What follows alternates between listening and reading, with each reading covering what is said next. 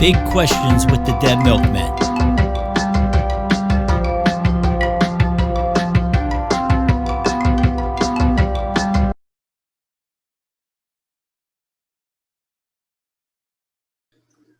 Hello.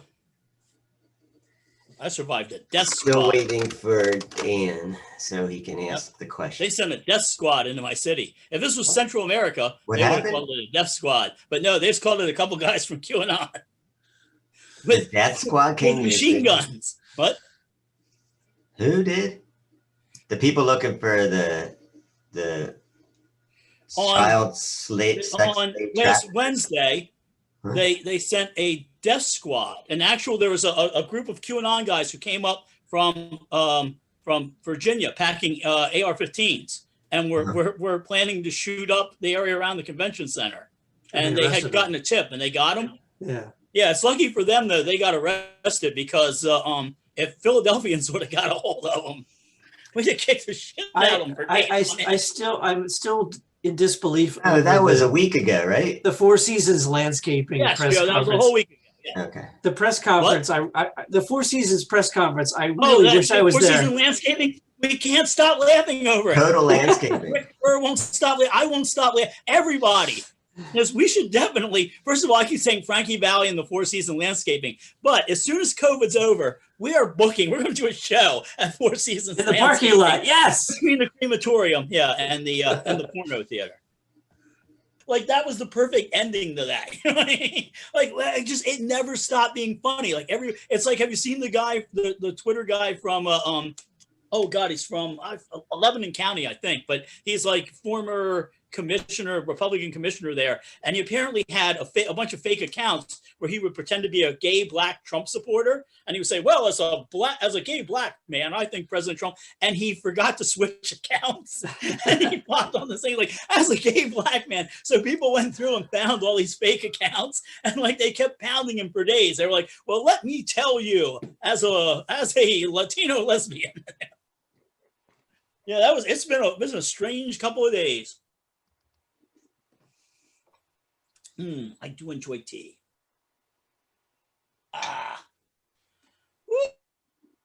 Woo. It's an exciting episode. I'm about to have an episode. Are you texting Dan, Joe? Yes. There's a podcast called, and this count for recommendations if you release this. There's a podcast called Stories from Sackville.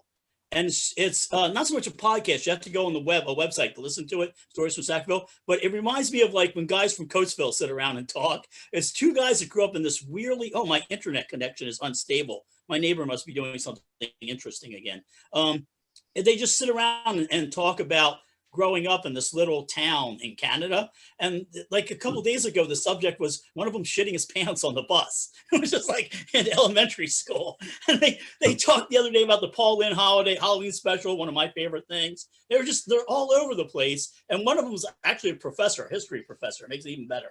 I listened to the Watt from Pedro show today. Joe, did you see John posted? John Worster was on. How was it? It was good. And Mike Watt plays lots of interesting music and had a good conversation with John. What kind of show is it? Is it a radio show? It's like a podcast / he plays music he plays like 3 or 4 songs, and then he'll have a talk segment and talk to his guest and plays more music. So I was listening to an alleged music podcast the other day, and the one guy's like, now Lou Reed, because they were talking about the Lulu album. It's a disasters podcast. They do disasters in music, but the guys don't really seem to know much about music. Like Lou Reed, and one goes, oh yes, he's the guy who sang "Lust for Life." I'm like, I don't know if I've ever heard the Metal Machine music record. Have you ever heard that? I haven't. I actually like it. I'm one of the few people on the planet that likes Metal Machine. I put that on for like, that's my ambient music. I put that on to relax too. I like, I think it's from growing up in Coatesville, and a lot of people who grew up in like Manchester in the 70s say the same thing, 60s and 70s. It's that you're so used to the sound of the steel mill that to me, it's like the sound of the steel mill. Sound of the steel mill, the trains and all that would float sort of down the valley and towards my house. And I find that sort of stuff really, I found like drop forges and steam hammers, I find those things really comforting. I don't know I really I need therapy. I am like a poster boy or someone who needs therapy. Rodney, did you happen to notice what I have back there? I can kind of see it, but I can't tell what it is. It's the Is that the not the Minilog? Is that the Minilog no, XD module? it's the subharmonicon. Oh, subharmonicon. Yeah, it's pretty interesting. I considered the Minilog XD module. I'm trying not to spend any money. Ugh. See, this is exciting show. So tell us about this new bit of hardware. I want to. Oh, the subharmonicon? Yeah, subharmonica. I know very little about it, to be honest. Yeah, you hold it up to your mouth and you blow it. Yeah, I was going to say, there you go. No, if it's a subharmonica, it doesn't go to your mouth. You put it somewhere else. Yes. No, it's pretty cool. It's got two main oscillators, and each oscillator has two sub oscillators. So it's 6 oscillators, and the 2 subs feed off the tone of the main oscillator that they're under. And then it has 2 sequencers, which you can set to notes based on the either the main oscillator of each one or either of the subs. And then you have this row of cool little knobs that provide polyrhythms that play the sequencers against each other. Yeah, like the beat step can, yeah, the polyrhythm. Yeah, and then it has, has like a VCA, VCF, and then it has the patch thing on the side, which I can hook up to the Ocos that I have had for a long time. And so yeah, it's pretty cool. I'm still getting the hang of it, but it adds a lot of chance and random at the same time as being able to tune the oscillators. But yeah, I stopped programming randomness into my thing. It was for live. I was putting it in there and just for fun, just to keep myself on my toes. But I've taken no, that doesn't happen anymore. Randomness frightens me now. I like to steer a steady path. Wow, it's kind of a relaxed show, isn't it? Without an actual question. It's kind of an open forum. It's our potpourri show. How are things in Wagon Town, Joe? Yeah, what's going on out there? It's, I don't know, like it always is. It stays the same. I had on Saturday, I needed to pick up a couple reams of paper, and I thought, here's the thing, it's a nice day. I don't go out that often. And I thought I'll go up, I'll get 2 reams of paper from Staples, which is on 16th and Chestnut. And then Vienna was asleep. I'll get home. We won't know who the president is until Monday.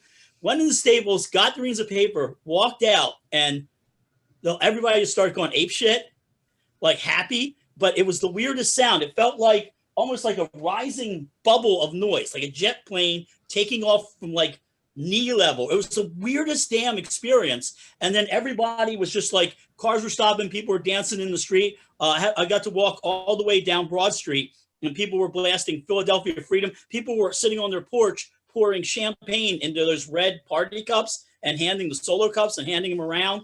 It was people were blasting the theme from Rocky. Celebrate. It was the weirdest damn thing. Everybody was so sad that nobody could like hug each other because of COVID, but everybody was just like jumping up and down going, we won. That's awesome.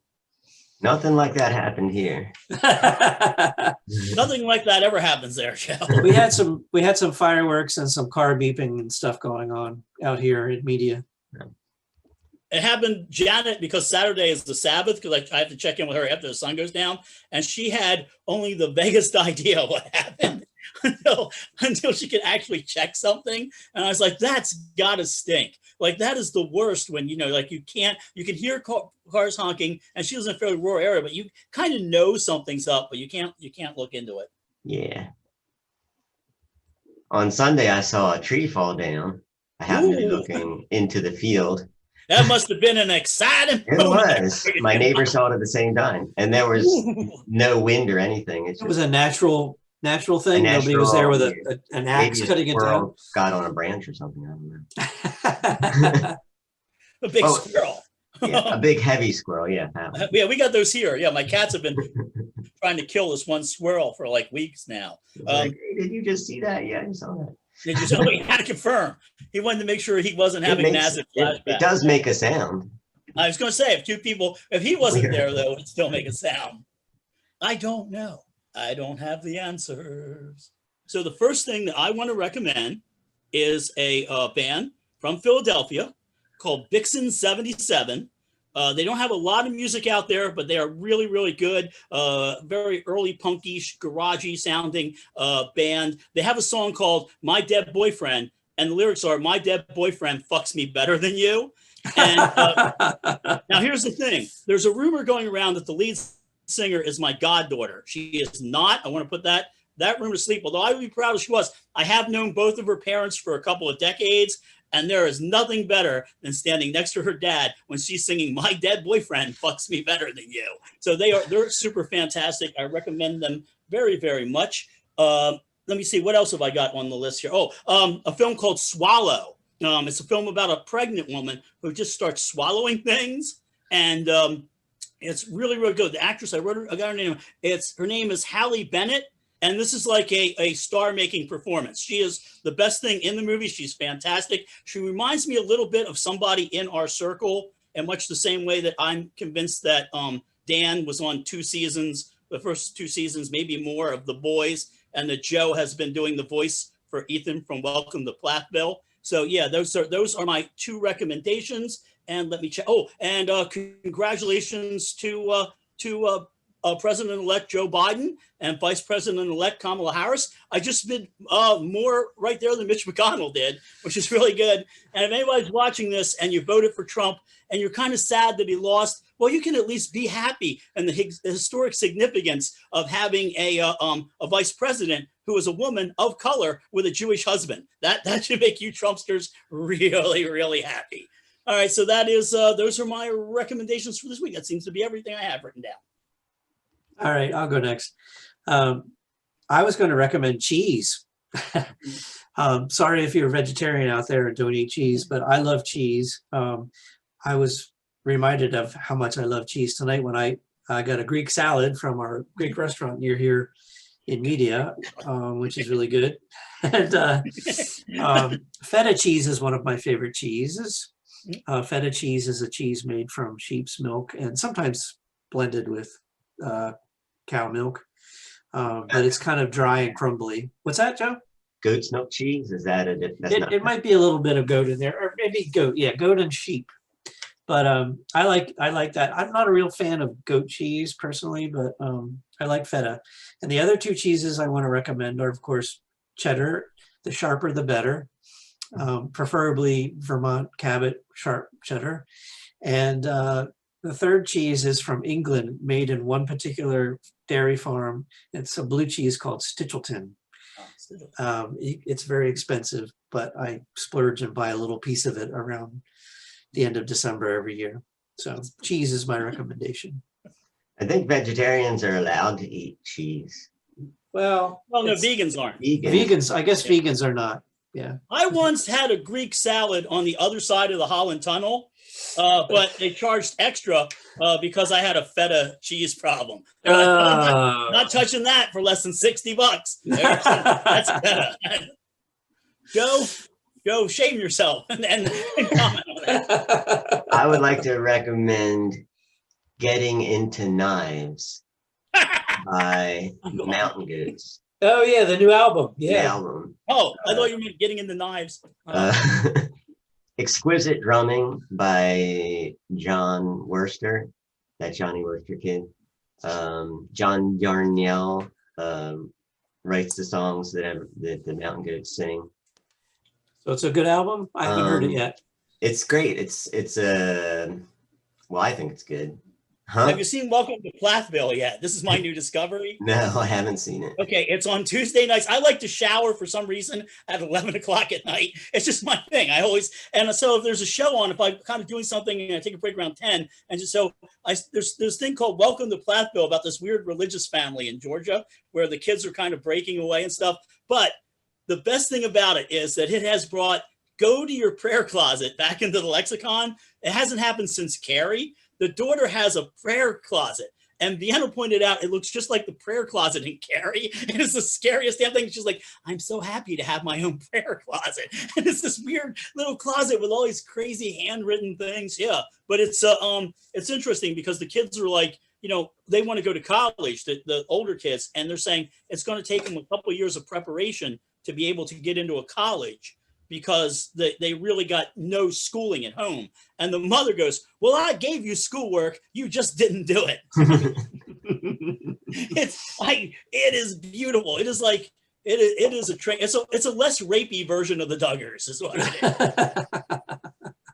But this isn't a real family, right? This is just scripted. Yes, oh yes it is. Yes, it's a real family. They have 9 children. I used to see ads for it pop up. I had no idea what it was. And I'm like, what the hell is this? And then I found out it was a fundamentalist family where some of the children were trying to get out and get away and get away from their parents. And I thought, well, that might be interesting. So I tuned into the first episode of season 2. The only one I'd recommend watching, just watch it for the prayer closet. Just fast forward ahead. But remember Carrie White's mother would say, go to your closet. And she had that weird prayer. It's that. They won't let their kids watch. They won't let them on the internet. They won't let them watch TV or movies or anything like that. So obviously they've never seen Carrie, which makes sense now because, if she had, she would, hey, well, my prayer closet's just like Carrie's. But that's a saying I'm using all the time now. I'm like, I'm so excited to have my own prayer closet.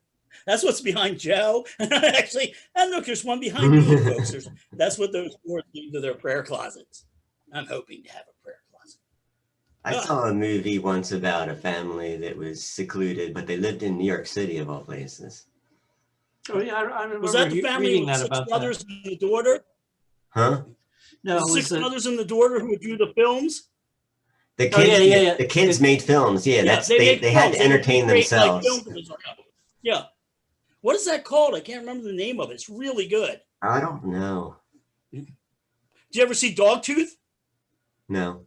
There's a family in isolation. See Dogtooth. Dogtooth is, I saw it in the theater, and you talk about inappropriate laughter, because it's basically this, it takes place in Greece, and this guy and his wife never want their children to go outside or go away from the family. So they create this elaborate ruse, including basically hiring a prostitute for the teenage son, for like sexual relief and stuff. It's really a sick, twisted film. But at one point they'll put on, because they don't speak English, it's Greek, they'll put on these old Frank Sinatra albums and they'll tell them it's their grandfather. And they make up these lyrics like, I always want to stay with my family. I never want to leave my home. Dogtooth is absolutely amazing. You should see. And there's a little bit of movie recreation in that, in much the same way. That's going to bother me. What is that film with the 6 brothers? If you know, put that Wolfpack. I just looked it up. Yeah, it's called Wolfpack. Wolfpack. Oh yeah. There we go. Or actually, the Wolfpack. That's what? The Wolfpack. The Wolfpack. The. Oh yeah. Now I won't be able to find it if I not just Wolfpack by itself.